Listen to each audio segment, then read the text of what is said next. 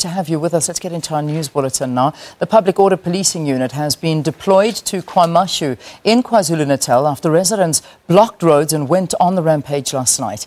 The police spent the night rescuing foreign shop owners near the KwaMashu hostel and surrounding areas north of Durban after their shops were looted. It's reported that 3 people were shot, 1 fatally.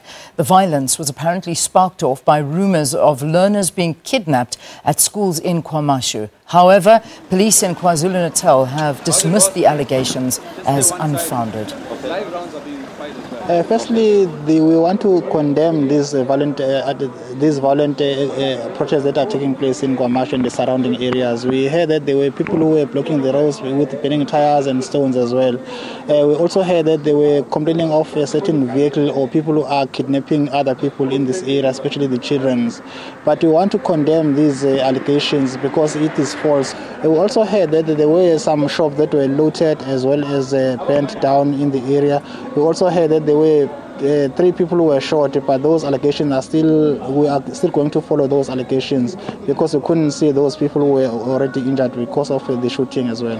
We already deployed more police officers in the area to make sure that the situation is back to normal and it is calm as well. We deployed our police officers as well as the POP members who are here in the area right now to monitor the situation. All right, on the line now, we've got SABC reporter Ayanda Mhlongo, who has been following the developments in KwaMashu. Ayanda, you spent the night there last night, and it was a very, very tricky situation to be there. Just talk to us about what unfolded before you.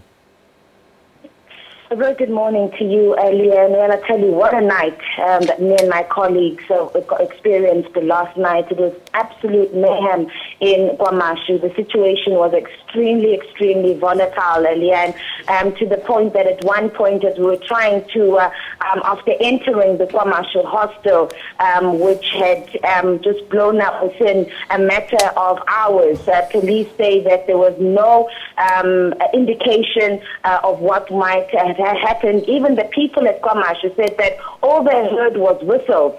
And within minutes, there was just mobs of groups of about roughly 500 people that just immediately went on the rampage. When we initially went inside the KwaMashu hostel, and then you'll know that the KwaMashu hostel is very notorious for violence as well as political violence and crime. So it was a dangerous area to begin with. We drove around KwaMashu just to get a sense of what was happening, and I passed about 5 or 6 shops that had completely been torched. Others, you could just see people running, having looted the shops, running with whatever had been stolen from the shops. The police at that moment also had their hands full trying at least to protect some of the shops at that time that had not yet been attacked. But it was really a very difficult scene to see, particularly as well for the foreign nationals. It was a very tragic experience for them as well. Many of them were able to flee their shops within a matter of minutes, were able to seek refuge at the local KwaMashu police station. Others, unfortunately, tried to find hiding in some areas, but fortunately, they were then later on rescued, and the police spent almost the entire night. Once they'd been able to put the area under lockdown, they were forcing everybody to remain in their houses. No vehicles were allowed at that time to travel. Within an hour after it had started at the KwaMashu hostel, the violence then spread to areas of Lindelani, Richmond Farm, and other sections within KwaMashu. And again, there the same.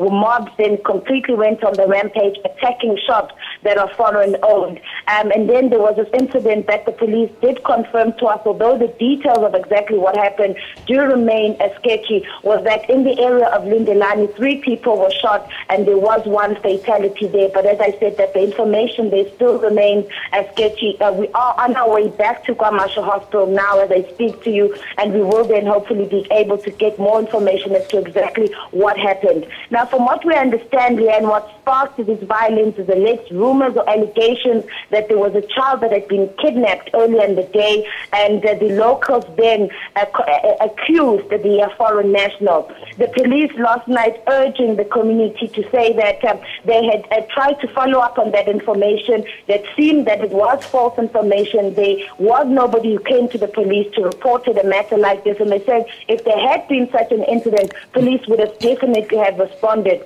Police are saying that they are extremely concerned about what they are calling false social media reports that are going out, and as a result they are saying that this is partly what is attributed to this violence that we saw in KwaMashu. The situation remaining extremely tense until now. Last night, scores of police officers had to be deployed, some coming in as far as Pietermaritzburg, as far as Mpangeni in northern KwaZulu-Natal. Police reinforcements were called in last night to come and assist the local police of KwaMashu, who clearly had their hands full, Leanne. All right, we leave it there. Ayanda, we'll again get hold of you once you make your way into KwaMashu, but just take it easy with yourself and the rest of the team that's covering this story.